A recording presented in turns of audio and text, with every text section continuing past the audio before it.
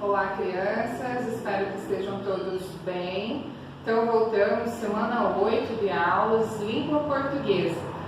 Gostaria que você abrisse lá sua apostila na unidade 9, tá? Ela está lá na página 41. Então, abra ela, acompanhe junto com a prof, para a gente fazer uma aula bem legal, porque essa aula vai ter bastante texto, bastante leitura. Então, é bastante importante que você acompanhe bem certinho, tá bem? Vamos lá, então? A nossa unidade fala por dentro da ciência, tá? Então a gente vai trabalhar os textos de divulgação, tá? São textos de divulgação científica que ajudam a aproximar a ciência do nosso dia a dia, né? A explicar de maneira clara e direta, né? Coisas que a gente nem desconfia, que a gente nem imagina. Então esses textos de divulgação científica são aqueles estudos que os cientistas fazem, né? Estudos profundos, com palavras técnicas, tudo, que às vezes a gente escuta e não faz nem ideia do que eles estão falando. E estes textos que a gente lê nas revistas, jornais, artigos, ele vem mostrando pra gente, falando pra gente numa linguagem mais simples, né? Coisas que os cientistas descobriram e querem passar pra gente também ter conhecimento disso tudo, tá bom? Vamos lá para o nosso texto, então? Na próxima página, então, a gente vai ter lá, ó, texto de divulgação. Ó, acompanhe junto com a prof, por favor. Lá na página 43, então, onde começa realmente o conteúdo. Então, a gente já falou sobre o que são os textos de divulgação e a gente vai ler esse artigo aqui, tá? Então, acompanhe junto com a prof, página 43. Olha lá. O bravo nadador que virou história de pescador. Ele tem um hábito curioso. Sobe o rio nadando contra a correnteza. Costumava ser comum em São Paulo, mas nunca mais foi visto por lá. Parece que já anda sumido também de outras regiões do Brasil, virando história de pescador. Quem será? Olha a imagem aqui que a gente tem, que bacana. Né? Então, olha lá, ele é o surubim do Paraíba. Alguns pescadores o chamam de bravo, justamente porque ele sobe o rio nadando contra a correnteza, numa demonstração de força e resistência. É considerado um peixe nobre, valioso para os pescadores. Ocorre somente no sudeste brasileiro, mas precisamente na bacia do Rio Paraíba do Sul, que inclui parte dos estados de São Paulo, Minas Gerais e Rio de Janeiro. Acontece que, em São Paulo, o surubim da Paraíba já é considerado extinto e está cada vez mais difícil avistá-lo no Rio de Janeiro e em Minas Gerais. Né? Então percebemos que o texto está falando do surubim do Paraíba, que é esse peixão aqui, ó, tá? Vamos lá para a próxima página? Continua o nosso texto lá. Página 44. Este peixe já foi muito importante para a pesca profissional. Até o início da década de 1950, toneladas de surubim do Paraíba eram capturadas anualmente. Infelizmente, com o seu ambiente natural muito danificado, o surubim do Paraíba hoje corre o risco de desaparecer do planeta. Olha aqui então, a gente tem uma ficha, ó, com a descrição, as características, né, desse animal. Nome científico. Aí você lê aí porque o nome é bem grande, né? Stendachinellidae oparaibae. Olha lá o nome que ele tem.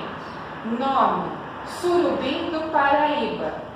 Características: é um bagre, peixe de couro sem escamas, tem corpo de cor marrom clara, cheio de manchinhas pretas alongadas e a barriga branca.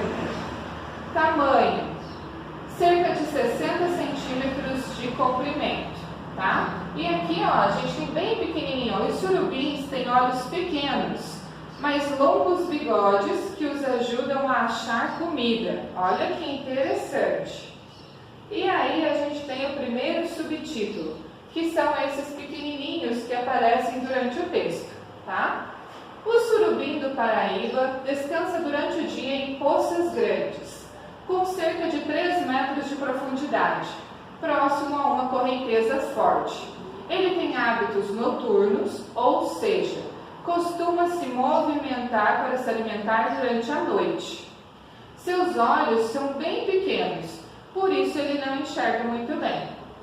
Para se virar no ambiente, ele usa os seus longos bigodes, chamados de barbilhões, para perceber o que está ao seu redor e capturar outros peixes e crustáceos, seus alimentos preferidos.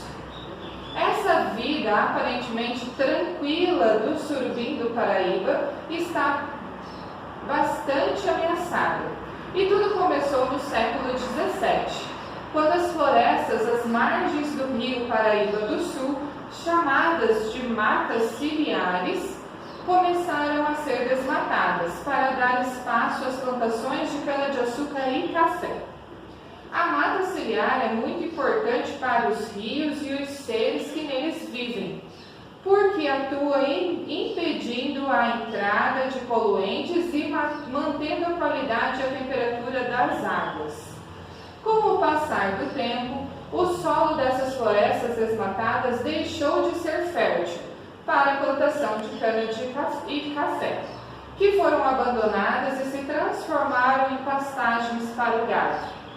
Essas grandes áreas sem muita vegetação sofreram com o desgaste do solo, que passou a ser arrastado para dentro do rio, prejudicando o surubim do Paraíba e outros seres vivos. Tá? Continua lá na próxima página, página 45. Além dos problemas provocados pela perda da mata ciliar, o surubim do Paraíba enfrenta ainda questões sérias como a poluição das águas do rio, por lançamento de esgoto doméstico e industrial sem tratamento, a pesca excessiva e a introdução de espécies exóticas, como o bagre africano. Nas últimas décadas, houve grandes vazamentos de produtos químicos na bacia do rio Paraíba do Sul. Um caso importante ocorreu em 2008, quando aproximadamente 8.000 litros de pesticida, veneno usado para combater pragas em plantações, foi despejado em um de seus afluentes, contaminando suas águas, causando a morte de muitos peixes. Entre eles estavam muitos surubins do Paraíba. Olha lá a imagem, gente, olha só, que triste essa imagem aqui, ó, mostrando ó, o veneno, né, que foi o pesticida, e o peixinho, ó, assustado, olha o olhinho dele de assustado, né? E a gente tem aí mais um subtítulo, ó, esses pequenininhos a gente chama de subtítulo, tá? Parece desanimadora a vida do surubim do Paraíba? Pois atualmente o maior de todos os seus problemas talvez seja a construção de barragens para a geração de energia elétrica. Essas construções feitas para represar a água e gerar energia mudam a dinâmica dos rios, os ambientes das corredeiras, os preferidos do surubim do Paraíba, onde a água flui mais rapidamente, quase não existem. Com tantos problemas somados, fica difícil o encontro dos surubins para a reprodução, que ocorre no verão. Os pesquisadores acreditam que esse peixe seja uma espécie migradora, ou seja, que tem o hábito de mudar de lugar para se reproduzir. No caso, os surubins gostam de subir os rios para se acasalar, e para isso precisam de ambientes com água corrente. Né? Então, olha lá que vida difícil que tem o surubim. Lembra que eu falei que o texto era grande? Tem mais uma página ainda, tá? Página 46, ó, temos mais 2 subtítulos, tá? Ação para o peixe resistir. Depois desse monte de problemas relacionados à vida do surubim do Paraíba, lá vem uma notícia boa. Há muita gente trabalhando para evitar a extinção desse peixe e de outras espécies do rio Paraíba do Sul. Desde 2010, o Surubim do Paraíba faz parte do Plano de Ação Nacional para a Conservação das Espécies Ameaçadas da Bacia do Rio Paraíba do Sul, em que vários cientistas buscam alternativas para salvá-los da extinção. Uma das ações mais importantes é a reprodução em cativeiro, que funciona assim. Surubins adultos são capturados na natureza e levados até a estação de pesquisa para acasalamento. Os filhotinhos ficam na estação, até ficarem bem crescidos, quando são soltos na natureza. Como ajudar? Todas as ameaças à vida do surubim do Pará são resultados de ações humanas. Conhecer essas histórias e divulgá-las entre os amigos e familiares já é uma forma de ajudar na conservação da espécie e do ambiente. Isso porque, com mais informações, nós, humanos, podemos pensar melhor antes de tomar decisões que venham prejudicar a natureza. O surubim do Paraíba, como todas as espécies de seres vivos, tem importância no equilíbrio ambiental.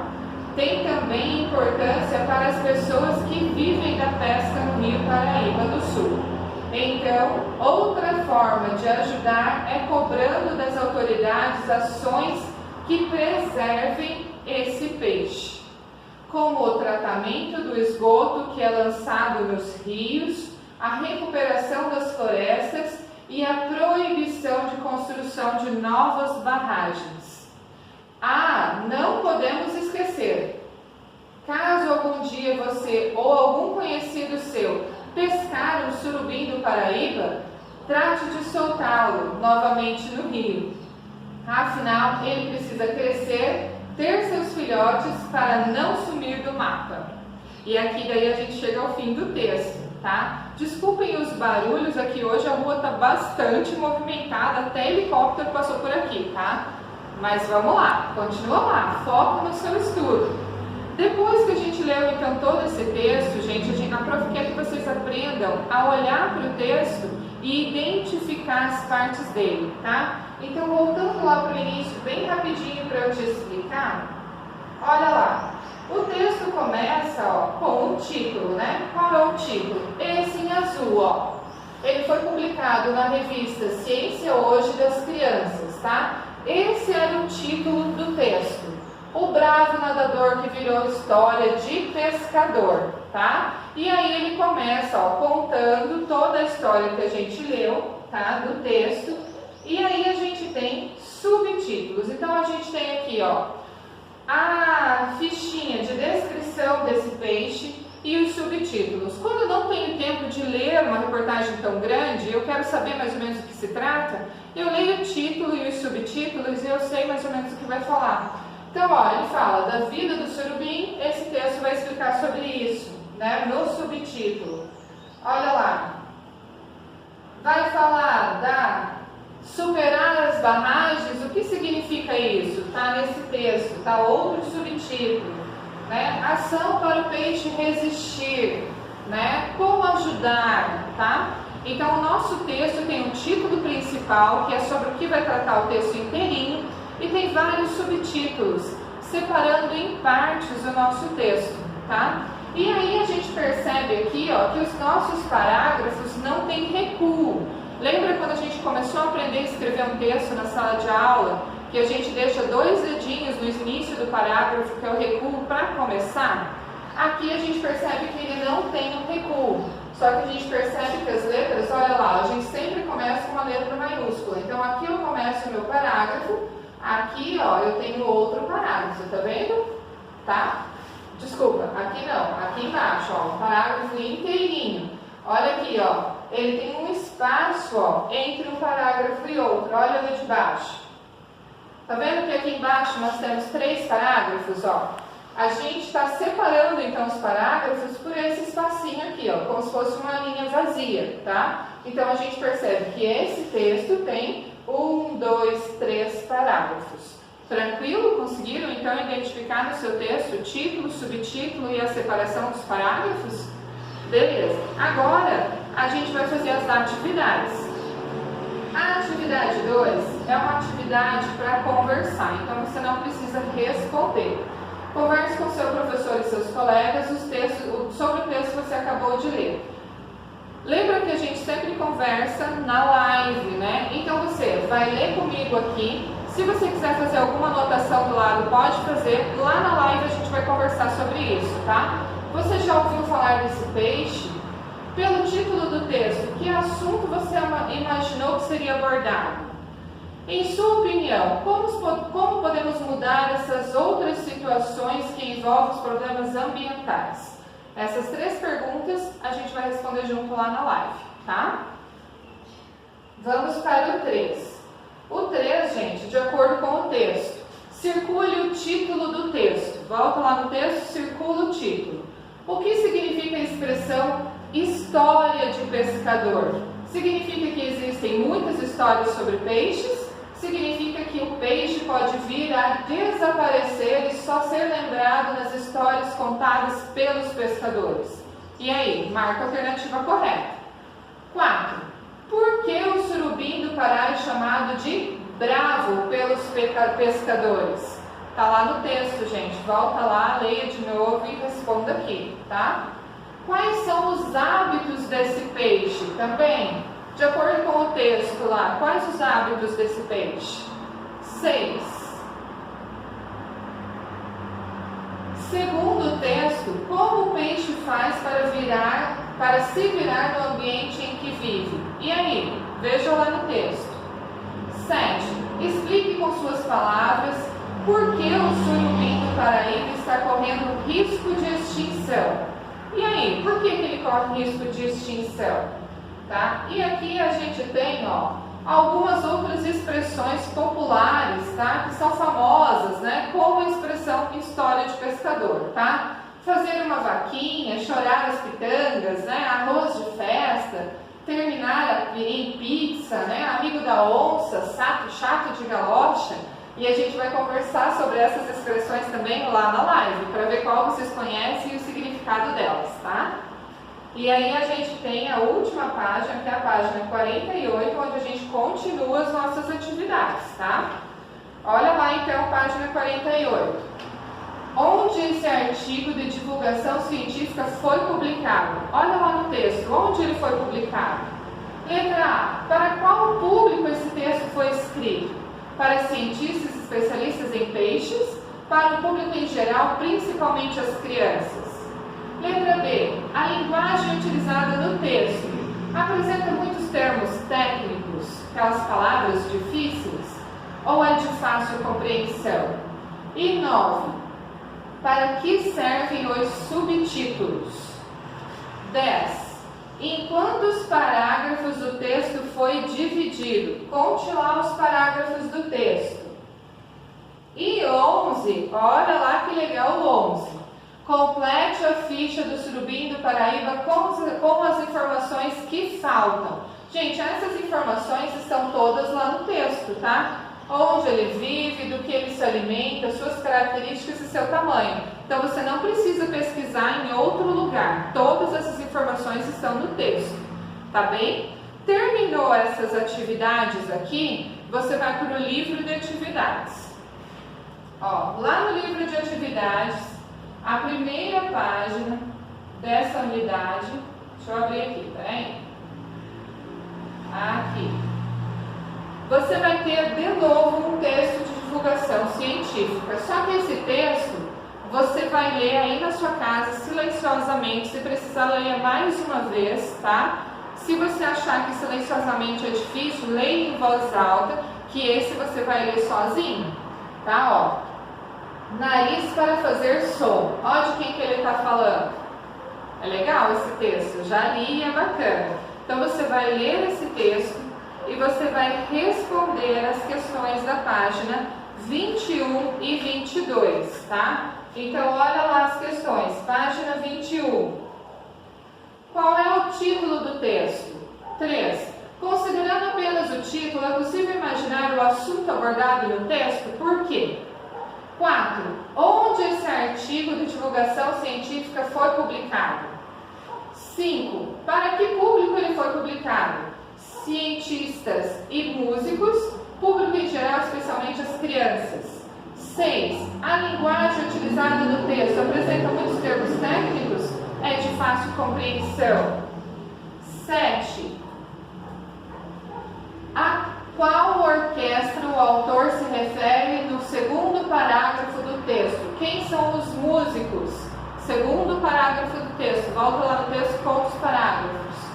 8. Segundo o texto, o golfinho é um cetáceo. O que isso significa? Lá no texto tem. 9. Segundo o texto, os golfinhos passaram por quais transformações ao longo do tempo? Escolha a alternativa correta.